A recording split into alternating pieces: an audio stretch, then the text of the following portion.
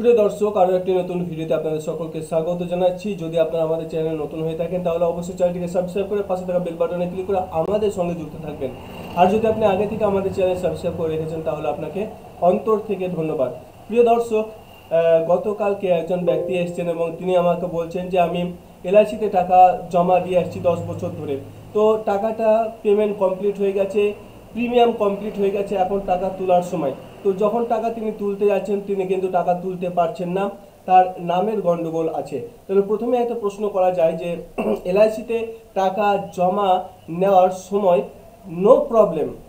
LIC যখন টাকা আপনার কাছ থেকে জমা নিচ্ছে 10 বছর ধরে, 1 বছর ধরে নয়, 1 বছর 2 বছর 3 বছর 4 বছর ধরে নয়, পুরো 10 বছর ধরে যখন এলআইসি আপনার কাছ থেকে টাকা জমা নিচ্ছে প্রিমিয়ামের মধ্য দিয়ে, তখন নো প্রবলেম, এক বিন্দু পরিমাণে কোনো সমস্যা নেই, বিন্দু পরিমাণে কোনো সমস্যা নেই। কিন্তু যখন ম্যাচুরিটি হয়ে যাচ্ছে, সেই টাকা যখন এবার তুলতে যাওয়া হচ্ছে, সেখানে বলছে টাকা তোলার সময় শুধুই প্রবলেমস, নামের গন্ডগোল, ভোটার কার্ডের সঙ্গে আধার কার্ডের মিলছে না, ডেট অফ বার্থ মিলছে না, টাকা তুলানো সম্ভব নয়, বারবার অ্যাপ্লিকেশন জমা দেওয়া হচ্ছে, রিজেক্ট হয়ে যাচ্ছে, টাকা উঠানোর সময় বা টাকা ম্যাচুরিটি হওয়ার সময় শুধুই প্রবলেম, শুধুই প্রবলেম। তারপর কি হচ্ছে যে ব্যাংকে যেতে হচ্ছে, এলআইসি দপ্তরে যেতে হচ্ছে, সেখানেও লম্বা প্রসেস মেনটেন করতে হচ্ছে, তারপরে কাস্টমার কিন্তু টাকা পাওয়ার সম্ভাবনা রয়েছে। অর্থাৎ বলার উদ্দেশ্য হচ্ছে এই যে কাস্টমারের কাছ থেকে, গ্রাহকদের কাছ থেকে এলআইসি যখন টাকা নেয় তখন কোনো সমস্যা দেখার সময় নেই। মানে there is no problem to collect money from customer. কাস্টমারের কাছ থেকে টাকা গ্রহণ করার সময় কোনো প্রবলেম নেই।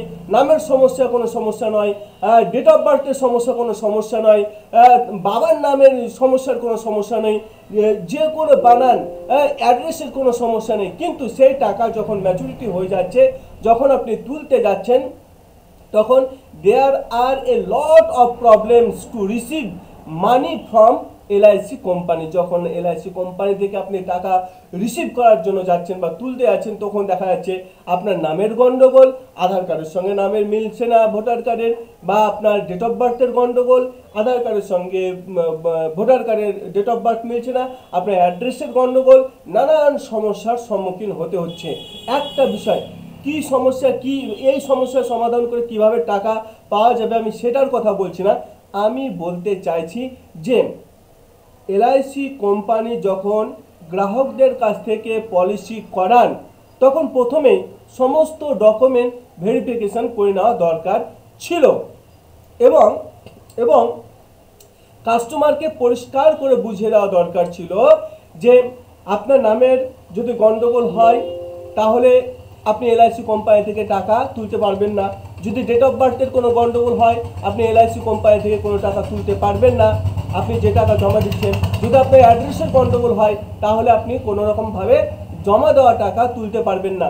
10 বছর 15 বছর ধরে যে টাকাটা আপনি জমা দেবেন, সেই টাকা আপনি তুলতে পারবেন না। এটা আগে থেকে সতর্ককরণ করলে 10 বছর ধরে যে দীর্ঘমেয়াদী টাকা সে জমা দিচ্ছে, সেটা কিন্তু অনেকটা সংযত হয়ে আগে নাম ঠিক করতো, ডেট অফ বার্থ ঠিক করতো, প্লেস ঠিক করতো, সমস্ত কিছু কারেকশান করে তারপর এলআইসি সে চালু করতো, কোনো সমস্যা নেই। প্রিয় দর্শক, এই ক্ষেত্রে আপনার সঙ্গে কোনো সমস্যা হয়েছে কিনা কমেন্টের মাধ্যমে জানাবেন।